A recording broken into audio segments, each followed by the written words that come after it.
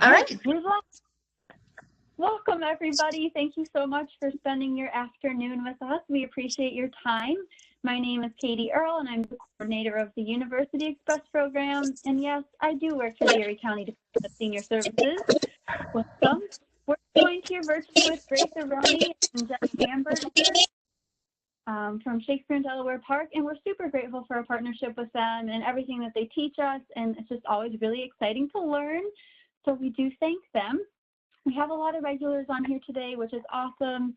We are recording this session, and I'll share it with Shakespeare in Delaware Park and then try to post it on our website in the near future. If you have any questions as they're going through this awesome discussion, please type those in the Q&A panel. We'll try to get to as many questions and comments as we have. It looks like everybody has been on and maybe accessed it before, but just quickly, if you're new for us, on the right-hand side of your screen, if you're on a laptop or computer, it likely popped up. You just have to press that caret to expand it.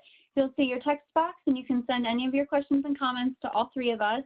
If you're not seeing it up right now, lower right-hand side of your screen, there's a box with a question mark and Q&A. Then if you're on a tablet or smartphone, poke or touch your screen, your control panel will come up. You'll see a circle with 3 dots, and then your Q&A. So we hope you participate with us. We'd like to thank the sponsors of our program, which is my Department of Senior Services, Blue Cross Blue Shield of Western New York, Excelsior Orthopedics, and Weigmans for everything they do for our program. And as always, please do not hesitate to contact us at Senior Services if you have any questions about programs, services, or benefits. Even if you're not sure what you need, that's what we're here for. We're at 858-8526. And I'm going to turn it over to Grace now to mute myself. So take it away, ladies, and I'm here if you need anything. Fantastic. Thank you, Katie. As Katie mentioned, my name is Grace. I am the Community Education Coordinator with Shakespeare in Delaware Park. And just to echo Katie, I want to give a big thank you to University Express for making this possible today. It's always fun getting to find new audiences and new people to talk to Shakespeare in Delaware Park about. And in that vein, I want to thank you guys for joining us. It's as the same for you at home. It's difficult, being home these past 9 months, and as an organization that thrives on community involvement, it's been difficult for us as well. So any new way to involve our community has been really awesome. I'm joined today by Jenna Damberger, who is a professional costume designer here in Western New York. You may not recognize her face, but you definitely recognize her designs if you've been in the theater scene here in Buffalo. She has designed for Road Less Traveled, Shea's 710 Theater, through the BPO, and with Shakespeare in Delaware Park most recently for our 2019 production of Love's Labor's Lost, which is what we'll be talking about today. Jen and I are going to take a little time now to get started, and we're going to just talk about some general, what costume design is, what her process is as a designer, and as Katie mentioned, if you have any questions as we're talking, anything comes up, anything you really want to know, feel free to shoot it into the Q&A box, and we'll get to it at the end. And I agree, it is a great play, Love's Labor's Lost, for sure. I'm glad you think so, because that's what we're going to talk about today. So I'm going to pass the baton to Jenna, and I'm just going to have her start by sharing what exactly costume design is and what goes into that process, and then have her just talk a little bit about how she herself got into costume design.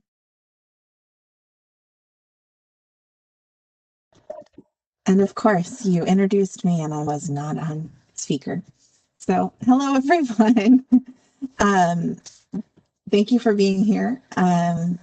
Costume design is the form of theater where we help actors and directors create character through the clothing that you wear. And it's more than just like going shopping or sewing pretty dresses. It is truly a storytelling art and a collaborative experience where I meet with the other designers, with the director primarily at first, and we start talking about what we want to convey and what we think the theater, what we think the play is about, and how the design of the piece can help us tell our story.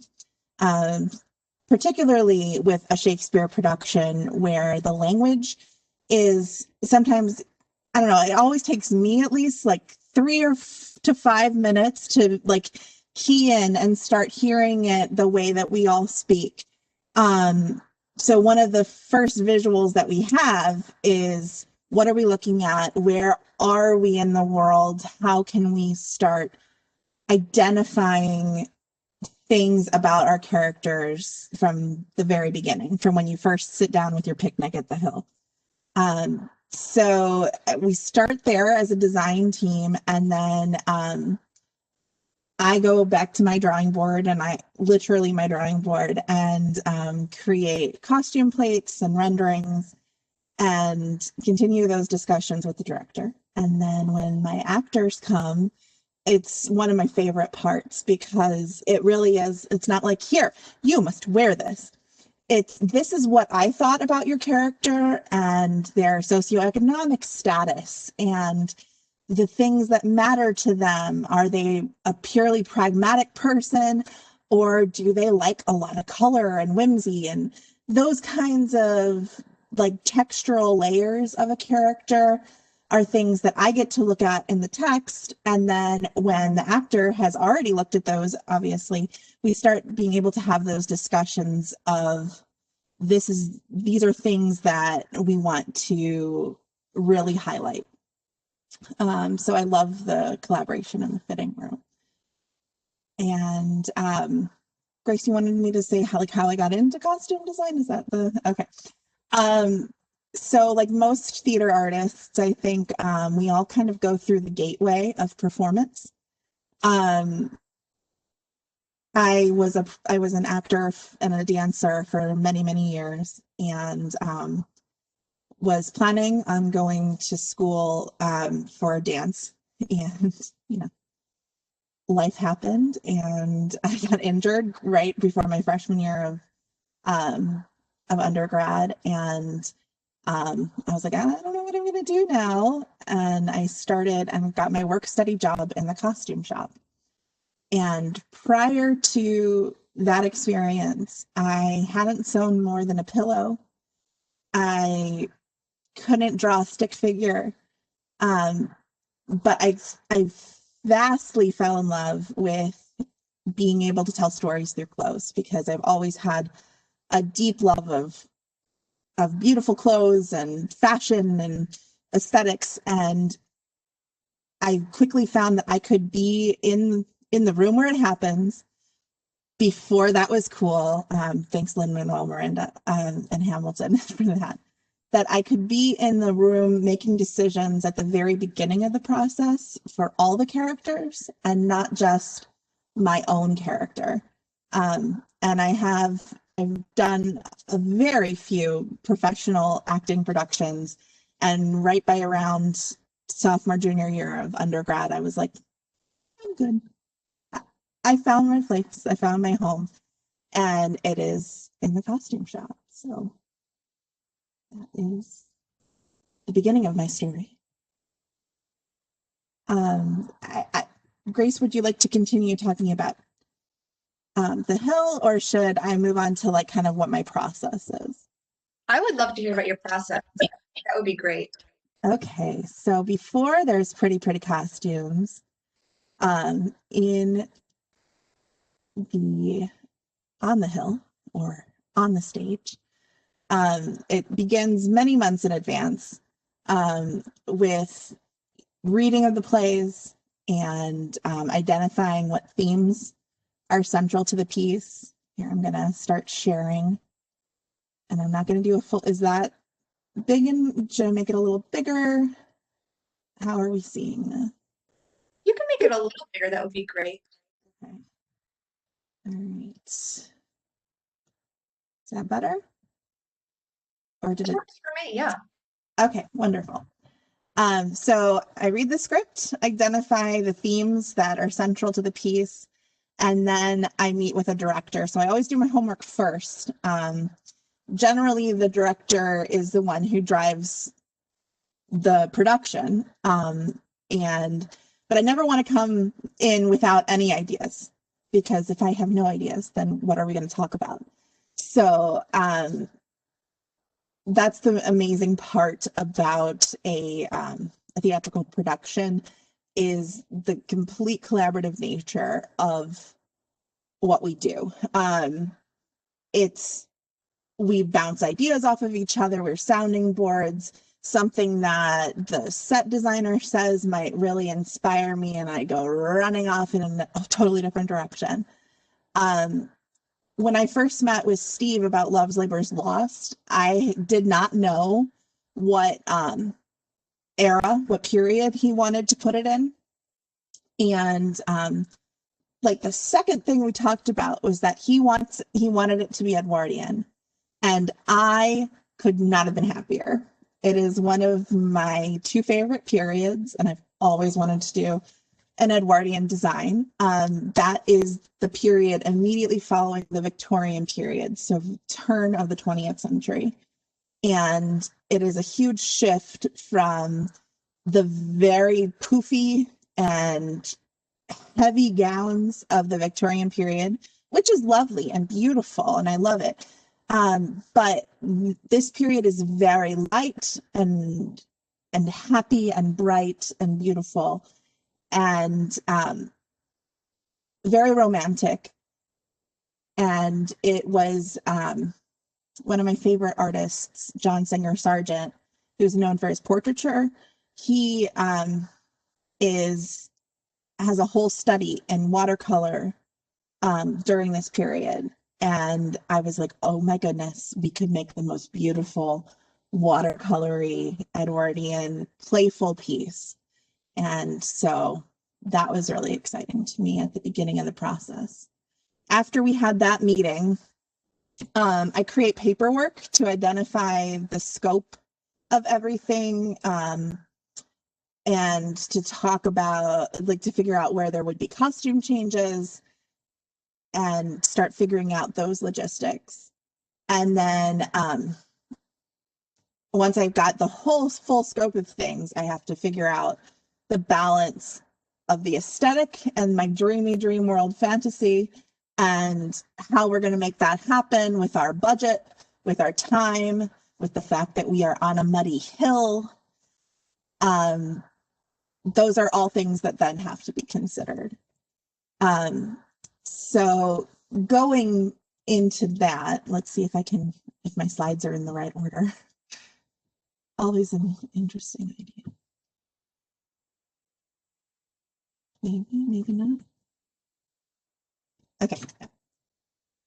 So I write personal notes about each character, and I have questions down for the director as well. So this is what is called a character scene breakdown. Stage managers also do a version of this, but I always do it first because usually at this point in the process, stage managers are not necessarily involved, because I think I made this in like November or December for the June production and July production. And so this is just each character here, and then every scene in the play, and if they are scripted to be in the scene, just to know, okay, and I also do something where it's the time of day. Let's say scene 1 happens on Monday, does scene 2 happen on Monday an hour later, or does it happen on Thursday? Which is how I start identifying clothing and costume changes, to track the amount of clothes we need. So once I've got this character scene breakdown, I switch to a preliminary costume plot.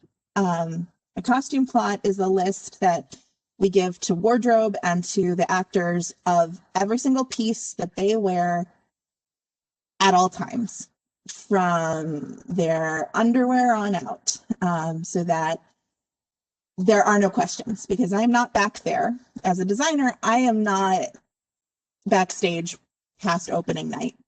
And hopefully I'm not backstage past tech, but we'll see about that sometimes. Some shows are smoother than others. So I have a list of everything they're wearing at all times, and then I take this list and I transfer it into the build list, which I write down where we're going to procure the costume piece. And for things like petticoats or corsets or white button-down shirts. Those things are things that Shakespeare, Delaware Park, and other theaters own. So I try to start there of, I'm going to pull this, or I know that I can, for shoes. I rarely pull shoes because they are so specific to people's bodies. So unless they're like $500 shoes that have been like, you know, investment pieces for the theater, it's rare that I pull a shoe. So I will generally consider those purchases. And then I'm like, okay, I don't know if this exists, so I'm going to try and build it. And so that's where I start identifying which things we can build or need to purchase. And then I take this list and I turn it into my estimated budget. So this is everything that I knew I needed to build or purchase.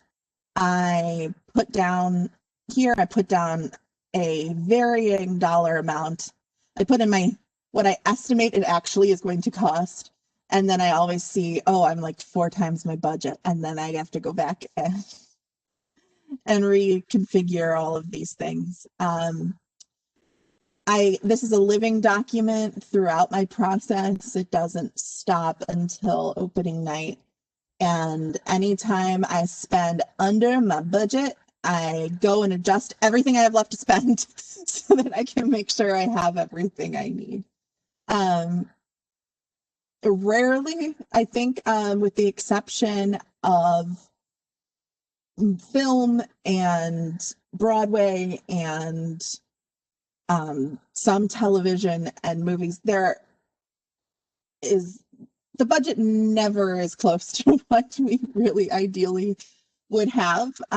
In the theater, we are scrappy and we pull things together and still try and make you as beautiful of a show as we can on a budget. So sometimes, depending on the budget, Shakespeare in Delaware Park has a very nice budget for our productions, but I've worked at theaters where they're like, here's $300.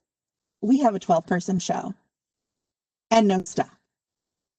And that dramatically affects, obviously, the work that I can do, but it cannot affect the storytelling of the piece.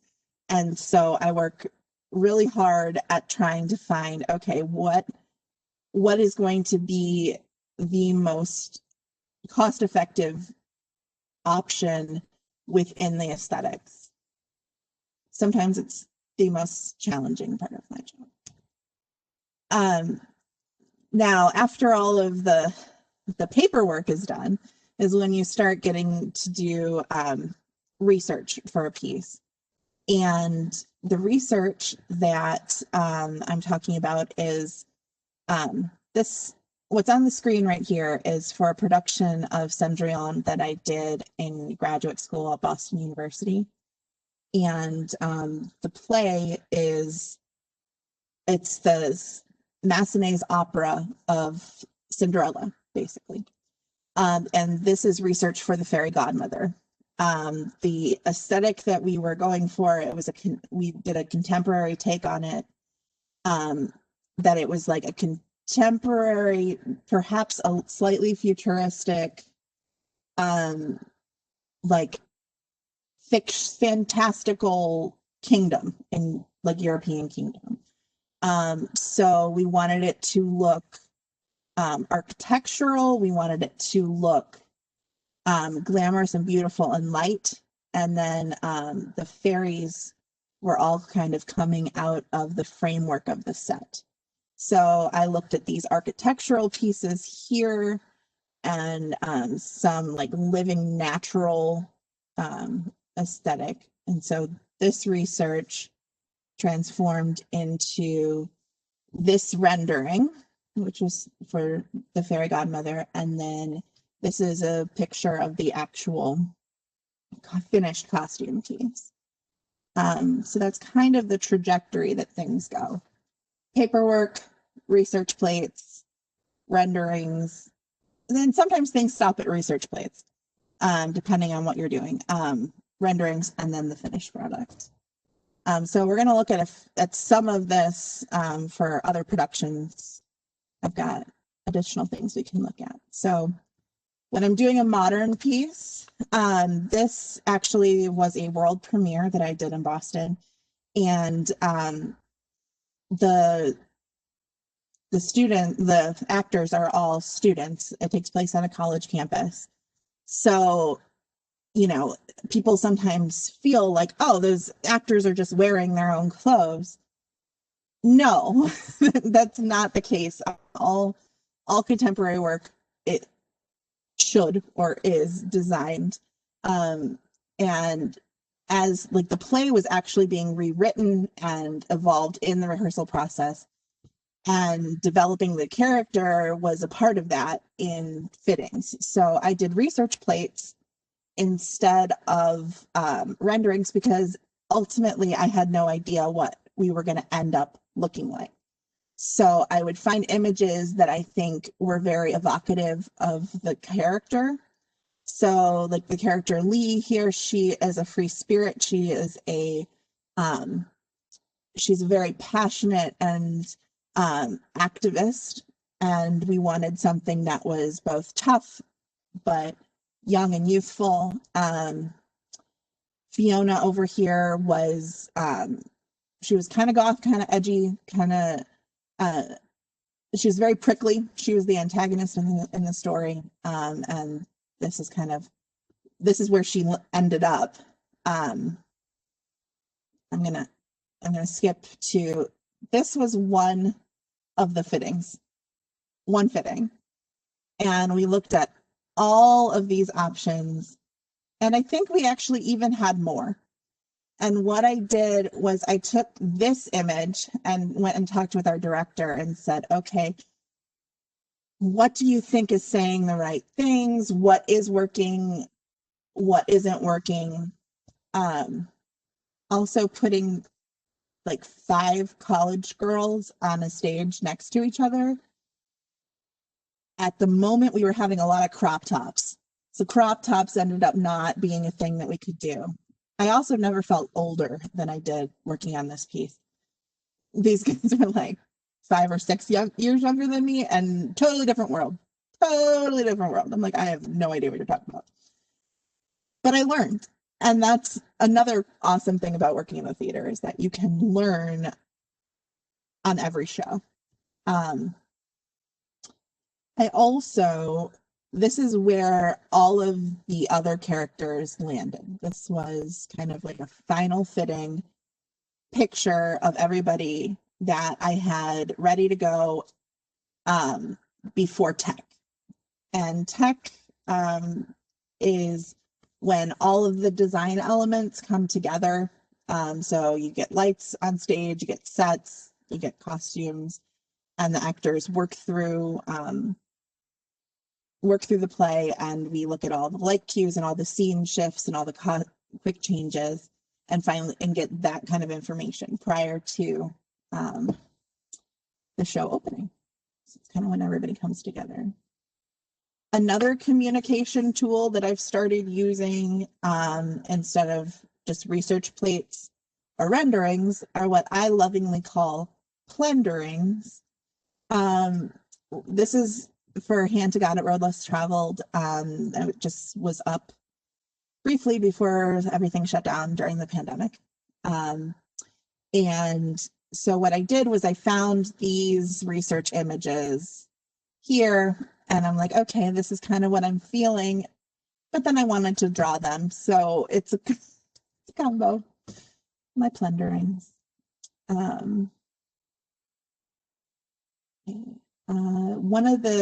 This is like a representation of how we can incorporate themes in the piece that are not we don't necessarily broadcast that this is inspired by X, Y, and Z, but taking those kind of Easter eggs and putting them through our work as scenic and lighting design and costume design is kind of one of the things that is exciting. In Disgraced, they reference room 42 at the Victoria and Albert Museum in London. And the character Emily is inspired by the work of that room. And so we took the color palette, Lynn Kaciliak and I took the color palette and some of the textures and put it into Emily's like pants clothing. This is a painting that she's an artist, and this is a painting that she did. And so it's taking those themes and kind of infusing them together is how you find a way to have a cohesive production.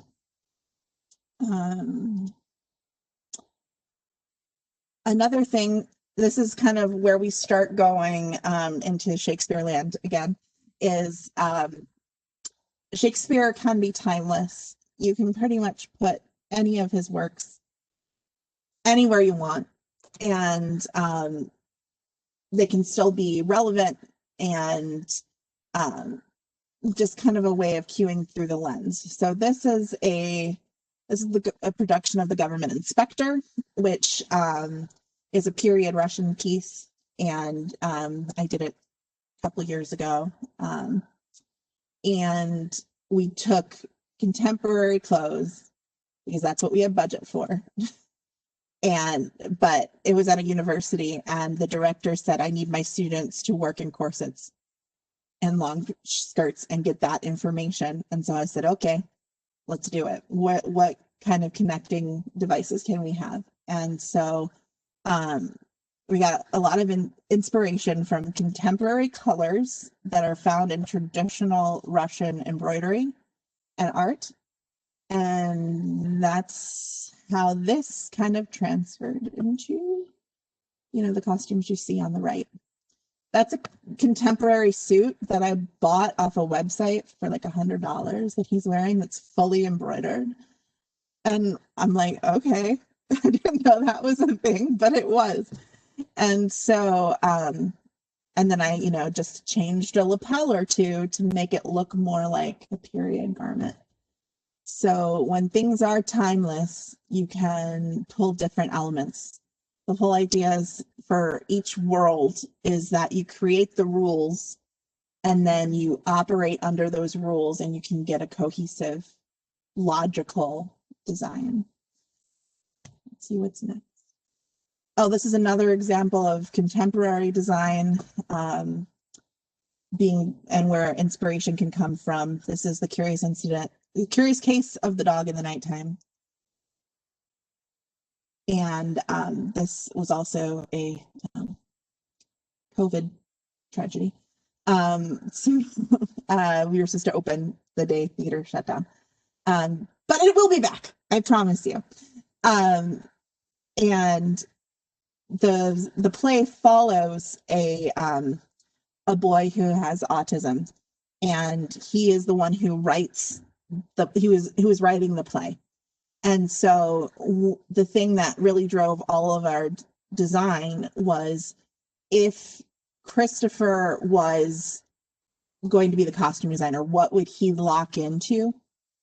And one of the things that was important to him is color and prime numbers. So the Pantone system, which is like a graphics design company that does all the colors in the world, basically, assigns every color a number. So what I did with the help of my husband, who's an IT genius, is I found the Pantone library and I asked him to filter out every prime number in the Pantone library and spit them all out to me. So the color palette of the play is entirely within prime numbers.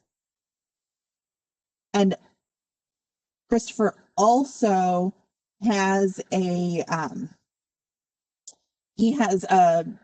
colors that are very specifically positive and very specifically negative. And those are seen throughout people and characters that he sees as positive or negative. His relationship with his father progresses. It starts out very much happy and then kind of progresses through as their relationship develops in the piece. This where his hometown is inspired by his by the colors found in their railway museum, and when he goes to London, it's inspired by graphics and London street art. So that's where this is, and this is kind of very indicative of our set in the background here. And now I think, oh, not quite there. This is the rare exception to what I'm about to say, and that is that even pieces that are historically accurate, they tend to have an additional layer of theme, of inspiration. Where this was Miss Bennett Christmas at Pemberley. Our inspiration was Pretty Christmas Time in Regency period. So this is as period correct, and but it was character driven as well. We've got the sister who's kind of off on her own. She isn't in this Christmas color palette. It's subtle things in that realm. But even most Shakespearean productions that you're going to see on the Hill or other places, it's not just like this is strictly accurate. It's that this is our designer or the designer's lens on a period to kind of help you tell the story. And here, finally, last but not least, is the production of Love's Labor's Lost that Grace is referencing, that we put on the Hill not this summer, but last summer. And you can see some of my research images here. This is the John Singer Sargent feeling and aesthetic in the bottom corner that I was referencing. This is actually an advertisement from the time, some men's magazine. And you can see this is like a direct, almost a completely direct replication of that, but I added a little more pattern, a little more color, a little more fun. And you can see these are the four lords with their four ladies. And it is rare for Shakespeare in Delaware Park to have a lot of costume changes because of just the fact we are on a hill with a trailer behind us. And that's what we got. So we tend not to do a lot of costume changes, and that can be supported, but we had like a ton of costume changes in this show. Because why not? Why not make it harder than it needs to be? It was still beautiful and lovely, and if I hadn't gotten my two-tone jodhpur outfit, I would have cried. So they had many costume changes, and one of my favorite parts of the play is the bottom photo of the play within a play. The play within a play. These five guys decide they're going to put on a play in like 15 minutes. So they have to find costume pieces. So, and Steve was like, let's do found objects, which is just the stuff they had laying around. So these costumes, these Roman armor pieces, are made out of household items that are like antiques and vintage stuff that kind of felt like it would land in the 20th century. So we've got some muffin plate armor. We have someone's wearing a breastplate made out of a picnic basket. Tom Laughlin, who's like a brilliant actor who's done a lot of stuff with us. he came forth as this character with a washboard chest plate. And I was joking with him that, look, I gave you washboard abs. And opening the first day of tech, he walks on stage, and I hadn't told Steve what, like, he knew we were doing found objects, but we didn't go over it in great detail. He's like, let's just throw something at it, see, you know, show me what you got. Well, Tom walks on stage and he says something about, he ad-libs something about his washboard abs, and he takes his wooden sword and like rubs it along the washboard, and I think we all just like died laughing on the hill. It was brilliant. It was so much fun to be able to collaborate in that way, where it was like this weird funny thought that I had in my own house that I thought was funny. He went and he took it to this whole nother level, and that stuck. That landed in the play. He said it on the hill dozens of times. So that's kind of some of the collaboration that we can have both with actors and directors. I have come to the end of my slideshow. Thank you so much for showing us all of that amazing research and renderings, and then the final, you know, what we see the end product. Someone actually commented, you know, at the beginning about they were surprised at how it's so much more involved in the, and I think that's so true. The show that you see, you know, opening night, or when you come to see the show when the curtain rises, is just the tip of the iceberg of what goes into a production of a show, and this is proof of it. So, and it's thrilling for me. I've spoken with Jenna about her work on Love's Labor's Lost, but to see all the other shows that you do as well is really exciting, and to just see the vast array of skills and different, you know, talents you have for different styles is really exciting. That Pantone prime number concept blew my mind. That was so cool. What a cool thing. And again, to the point of, you don't realize what goes into a show, you know, seeing what you see on stage, you don't realize what goes into the show, but all that research helps to evoke the feelings that are experienced from that show, and they help, like Ben was saying, to help an actor create the character that they're looking to convey in a production overall. So so thank you. Before we move on, because I would love to talk specifically about Shakespeare in Delaware Park, since I have to plug the company a little bit, I would love to ask a couple questions that we've gotten about some general costume design information that they're looking to get some more knowledge on. The first question we have from Linda is, do purchases that you make from that the budget list that you were showing us, do those purchases then go into inventory for future plays? Yeah, absolutely. I would say that 99% of like those expenditures go directly back into our costume stock. Occasionally, if there's something that we have that like an actor really likes, or they can purchase garments from us if they like the price. Or I also, sometimes there are things that, no, that's a really good piece that we need to have in stock, so I have to keep that. I think Ben he did buy his shirt. He loved it so much. So sometimes I feel like I act like a personal shopper, especially in contemporary shows. I frequently don't have to do returns because actors end up liking them and just want to buy them from me. So. They're fun, especially like you said, for contemporary shows. That's a great shirt. I would gift that to someone. Absolutely. Well, I made that shirt. Actually, that's two shirts. Oh wow.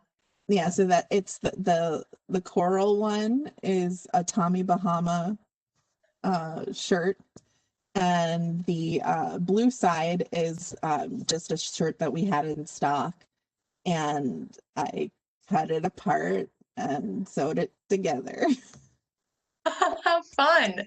So great. Well, now you know her secrets. So if you're looking to get your own shirt. And we have one more question about general knowledge, kind of going off of what we were just talking about. If different playhouses have their inventory and their stock that they have. Do they have their own separate inventory, or do they store it together? And then I'm going to add a little bit to that. Do playhouses ever share their stock with each other? Absolutely. One of the other ways of procuring garments is through rentals or exchanges. A lot of the theater companies in Buffalo have kind of like a reciprocal agreement with each other. So because I designed for several companies in town, I'm like, well, I'm going to ask this manager to talk to this director, and can I have this? And then we'll borrow something for this. That happened this year, where I was like, if I borrow these boots, we'll let you borrow this. That happens quite frequently. There are also a lot of theaters throughout the country that do rentals. So Oregon Shakespeare has a huge rental program. I've rented from them. There's also, this is going to drive me nuts, sorry everyone.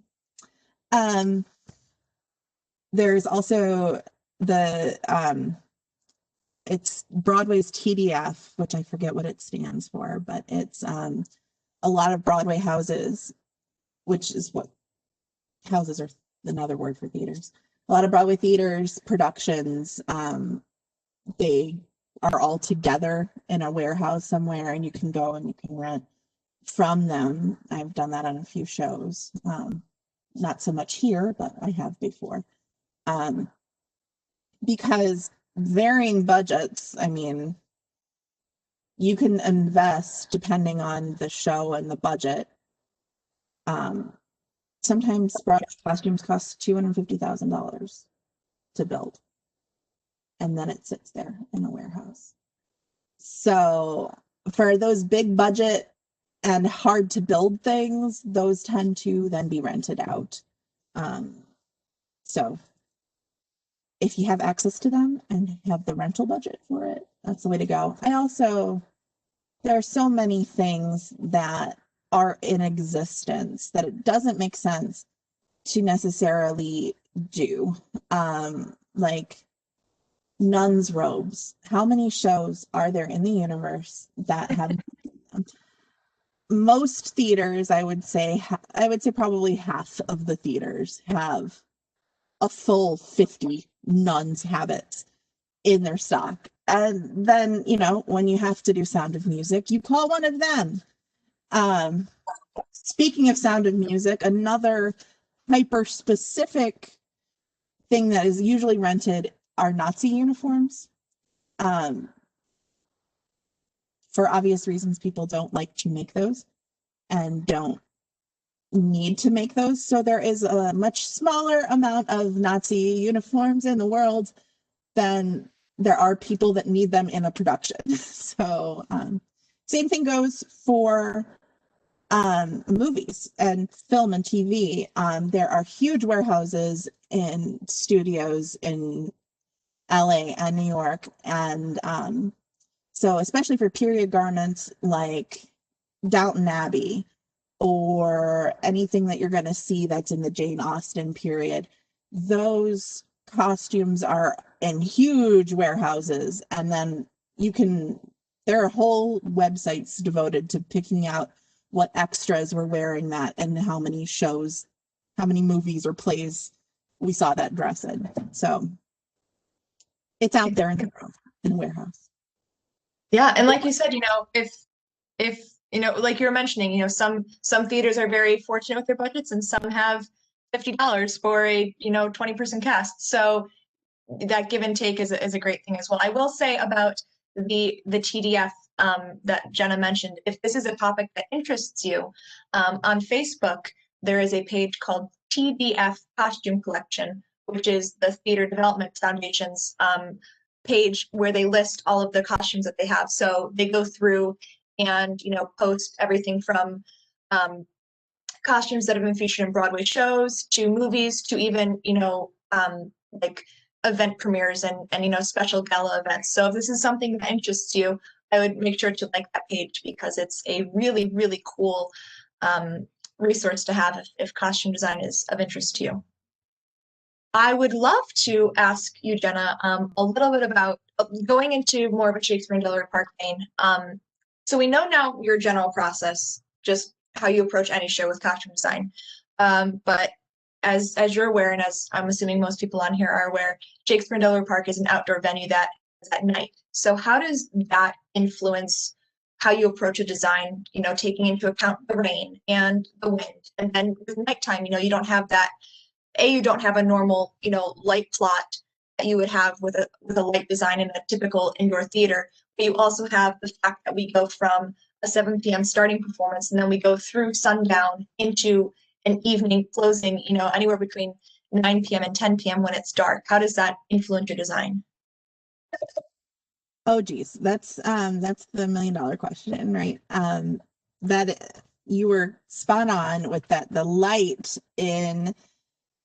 on the hill is incredibly challenging because normally in a theater setting, there's going to be a very controlled light plot, and I can ahead of time take all of my fabrics to the stage or the light lab and say, okay, what kind of gels were you thinking about? Oh my goodness, that color makes that look like green and it's a pink. And this kind of color theory is, it can be a huge challenge. For the first act, most of it happened in the first act, and I said, okay, well, we know what natural light is going to look like. How am I going to make these gowns not touch the ground? So luckily, there are several different silhouettes in this period. Some of them go all the way to the floor. Not in our hill. They sure didn't. So I don't know why I was a masochist and gave us white boots, but there were some things I was not willing to compromise on, and one of them was the color of the boots. So our poor wardrobe supervisor did a good amount of scrubbing, and we paid a decent amount for those boots because we wanted something that was going to hold up to it. So I was not very kind to her on that choice, but you gotta do what you gotta do sometimes. And for color, one of the things, like we're really far away. Some of the people on the hill are quite high up and very far from the stage. And so one of the things that I tried to do to help people track the characters was each of the ladies had a color palette that they were in. And when they changed clothes, they still stayed in that color palette. And they also go to a ball or like a party at the end, and those pieces had more like beads and things to catch the light, to kind of flash it up to the hill, which we don't have in any of the Act One things because they were daytime venues, which we were very fortunate on the play, because sometimes like it starts out with in the dead of night at 7 o'clock with a sunny sky. So we were lucky on this one where daytime happened during the daytime and nighttime happened during the nighttime. So that was, but I guess I'll have to come up with that answer another year because I was lucky. The next time we're in person, for sure.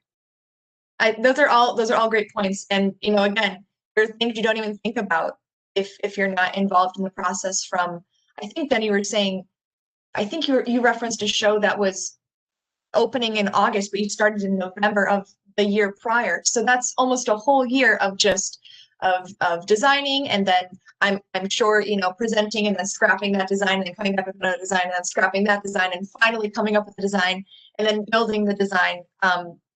So many different variables involved, and and it all looks beautiful. It all helps to make the show what it is in every capacity.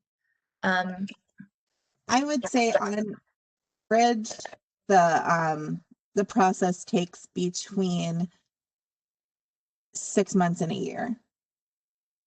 And if it's on a larger scale, like in a much larger regional theater or Broadway, we're talking 2 years, 2 to 3 years. I have designs already for what should have been, which should have started in September. We'll see. We'll be back eventually. Absolutely. We'll definitely be back. I'm curious, and I open up the floor to anyone who has their own questions. If you're itching to know something we haven't talked about, feel free to shoot it into the Q&A box, because Jenna and I will be happy to start taking some questions now. But as we wait for those to come in, I'm curious, Jenna, like you mentioned, it's you know, a 1.5 to 2 year process for some of these shows, and then it goes up, and then it goes down pretty quickly comparatively to how long it takes for the process to unfold. How do you, that's some whiplash, that's some emotional whiplash to invest into a baby like that, this baby that's your design. How do you cope with that? Because that's something that I would struggle with. If I spent 2 years on a design and it was stunning and gorgeous, and then it went up and then you blink and it disappears. How is that something you cope with? I don't know, that ephemeral nature of it is one of the things that's really truly special to me. I have people ask me things like that all the time, where it's like, oh, well, this thing doesn't necessarily live past its moment. And I said, well, that is what is truly beautiful about it, in my opinion, is that, we have these moments of coming together and human connection, and not just within the company, but within, every single person that watches the production. And to know that, the sometimes thousands of us are sharing this one moment and you don't get it back is both beautiful and a little sad sometimes. There are definitely shows where you're like, oh, I don't want to let this one go. I don't.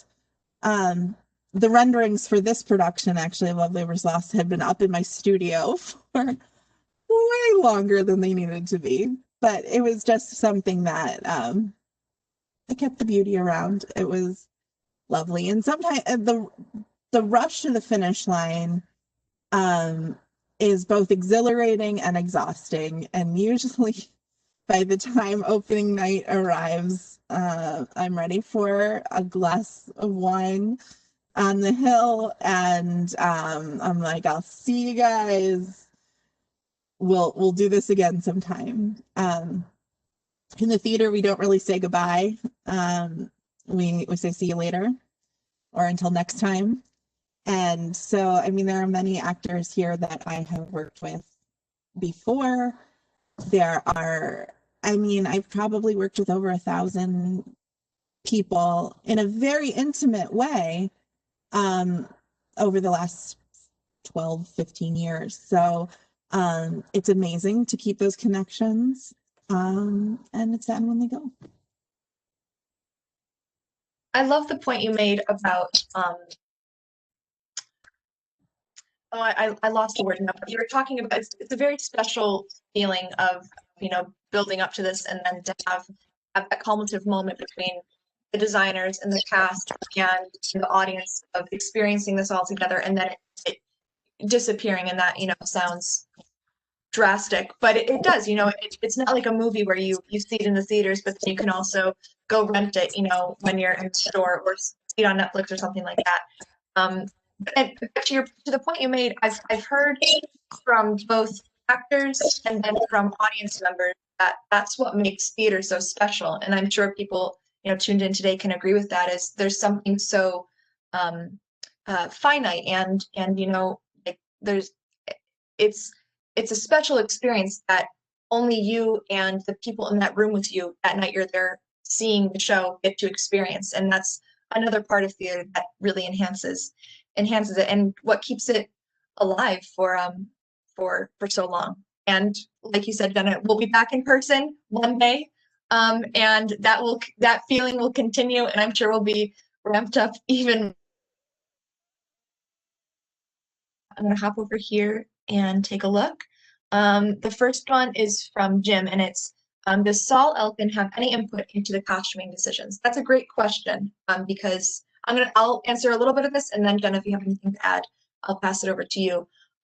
Saul Elkin's role with SDP, he is our wonderful founder. He founded Shakespeare in Delaware Park in 1976, and he has been actively involved ever since. Everything from directing shows to creating programs and, you know, continuing to propel Shakespeare in Delaware Park to what it is today. As the artistic director, he is kind of like the overseer of all things creative. So he helps us come up with new ideas to continue to bring Shakespeare to our community. He helps us to pick our season each summer. So he does have input into the creative design process, in the sense that he helps us to select the shows. And Jenna, I'm gonna pass it to you in a second, but typically it is the director of the specific show that really solidifies the designs with the costume designer and set designer, and then lighting and sound designers as well. But Jenna, maybe you have some different experience with that. Yeah, so an artistic director in general, and Saul specifically, join us at different points in the process. I know that most directors usually sound off what they are planning on doing aesthetically to the artistic director, usually when they're hired or pretty early in the process.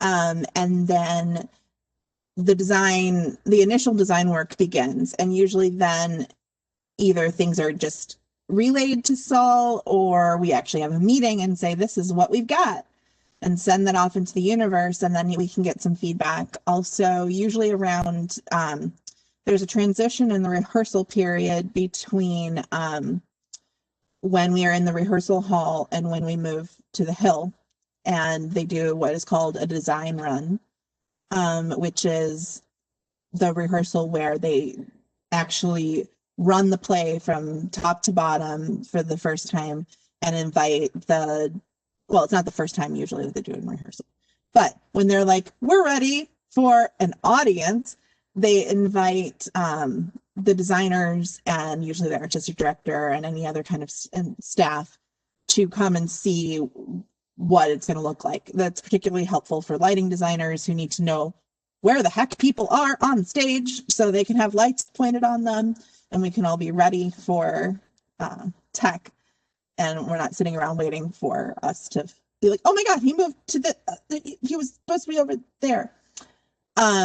It's also where I figure out where quick changes are going to happen, but it's also where, you know, Saul and other artistic directors get to come in and really see what we're producing, and if they have any feedback.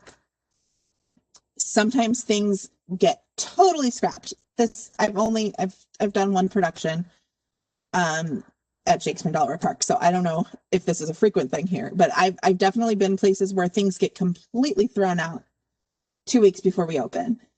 And also, like, just little tweaks here and there. That happens sometimes. I'm sorry, my kid is shouting, and if you can hear him.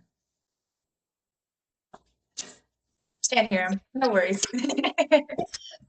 Just to echo, you know, what Jenna said, there always is, and I've noticed, you know, this is across the board with any production you work on, there's always that thrill of the potential of an idea changing at the very last minute. I think I worked on a production once where they were still painting the set 3 hours before opening of the show. So that you'll learn a lot about working on your feet when you're behind the scenes on a show. We have one more question here from Linda, and this is, has planning started for this coming season, or is all completed because last summer didn't happen? I'll take the reins on this one.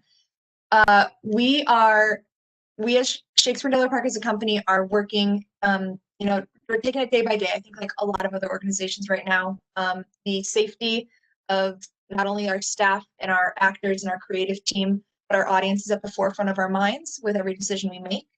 And even if we're not able to have our normal traditional season back on the hill next summer, we are most certainly going to find ways to reconnect with everyone. whether that be virtual or in a socially distanced fashion. But we miss all of you and we want to be back. So we're working tirelessly around the clock in our off season to find new ways to engage with you. And, keeping our fingers crossed for the day that we can come back onto our normal hill and have everyone there with their picnic baskets and everything.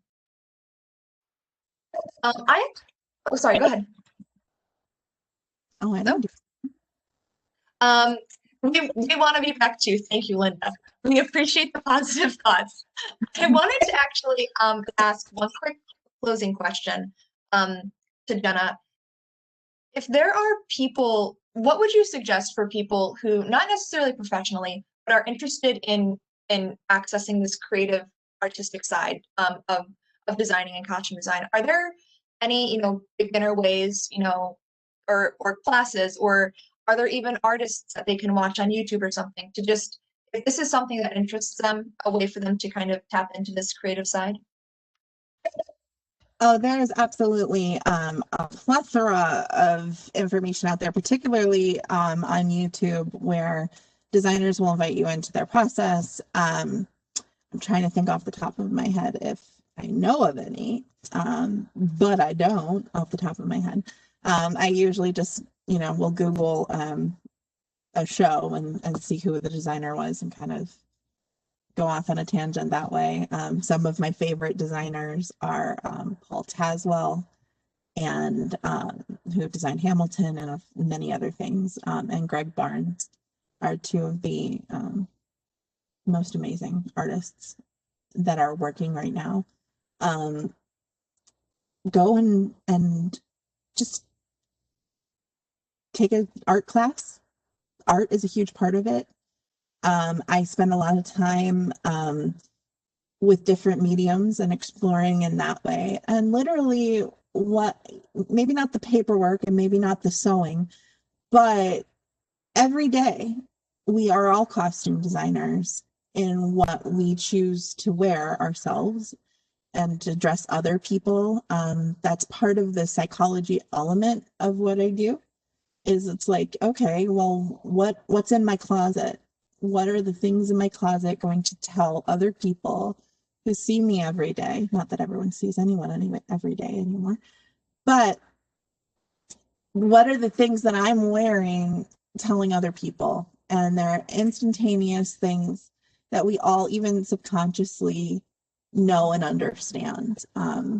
So that deep love of fashion that I have is also a part of costume design in general. And there is this whole other world of cosplay that exists right now. And I think it's amazing. Most of that work is, people paying homage to other design that happened, but there are many, many, many cosplayers out there in the universe that do create their own designs, and making things is a huge part of how I have kind of coped with quarantine and isolation. And so take time to make beautiful things. You'll get a lot of self fulfillment out of it, whether it's sewing something or painting or collaging. I'm doing a lot of paint by numbers on my iPad because I could turn my brain off for it too. So bringing beauty into your life is super important, especially right now.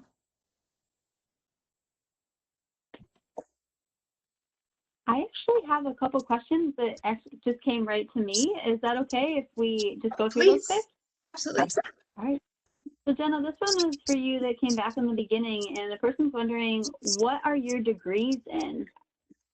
Oh, I have a bachelor's of arts in theater. So my undergraduate experience, I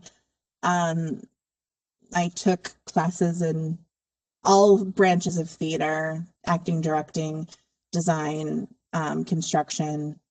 I've actually been a technical director at a theater before, so if you need me to build you something, I can. And then I took a 4-year hiatus between undergraduate at Baldwin Wallace College.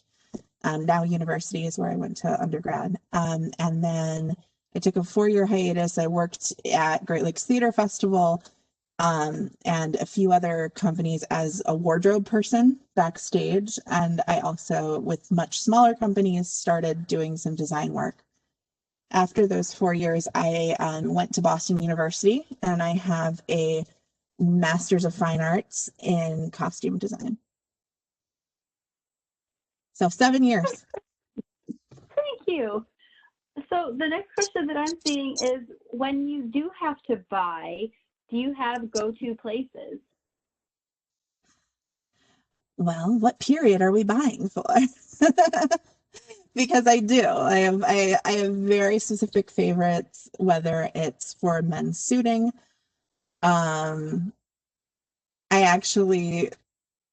There isn't a suit store here that is in my price point usually. So I'm from Cleveland originally, and I will drive home to visit family and go suit shopping at K&G Superstore. Because I kid you not, it's like the best, cheapest suits, and they always look like $1 million. So that's one of my favorites. I also order a lot from ASOS, which ASOS, and it is a company that's based in London. They do really, really fast shipping, and they're super competitive price-wise.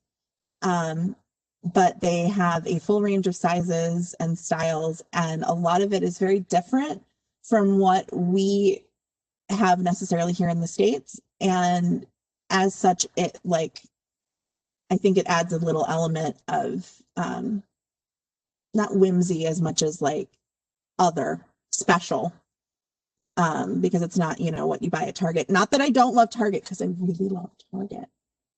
Don't get between me and Target. I also then have my whole set of sources online that I go to. Dark Knight Armory is one that I go to a lot.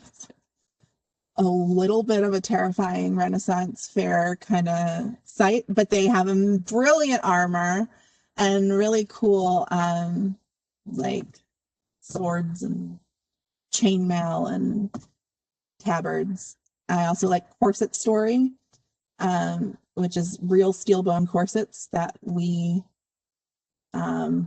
get all the time, and they're pretty inexpensive. Historical Emporium. You can always go to the Historical Emporium, which is, it's kind of like the Target of period garments, where you can buy a frock coat. It's not the most beautiful frock coat ever, but it works. So, because to make a frock coat can take up to 80 to 100 hours. Or you can buy one for $200 at Historical Emporium. Sometimes that happens. Sometimes that's the right choice. So it's always nice when you can take the time to build something absolutely meticulously, but that doesn't always happen. Oh, well, thank you, Jenna. If I'm ever in the market for some new duds, now I know where to go. The Emporium, man. It's great. The last thing I'm seeing here, and then Grace, I'll turn it back to you, is it's a really nice comment. It says, we're amazed at all of the detailing that goes into costuming. Thank you, Jenna and Grace. We've enjoyed your presentation. Well, thank you. Thanks for letting me talk about this. I talked about this. Nice to get the wheels back going. No, it's our pleasure. Thank you, Katie, for having us. Thank you all for tuning in. Like I said in the beginning, we've been cooped up for 9 months as well. So any chance to interact with people, and like Jenna said, any chance to talk about what we love most, which is theater and Shakespeare, we will gladly latch on to the chance to do that. So thank you. And if you want to see more of us, like us on Facebook, follow us on Instagram. Feel free to subscribe to our newsletter. You can sign up for that on our website as well. Yeah, thank you. Well, thank you both for being on and everyone for paying attention to us and engaging with us. We will have Shakespeare in Delaware Park back in the spring. Not sure what we'll be doing yet, but we're excited for that. So everyone take care, stay safe, stay well, and we'll see you next time.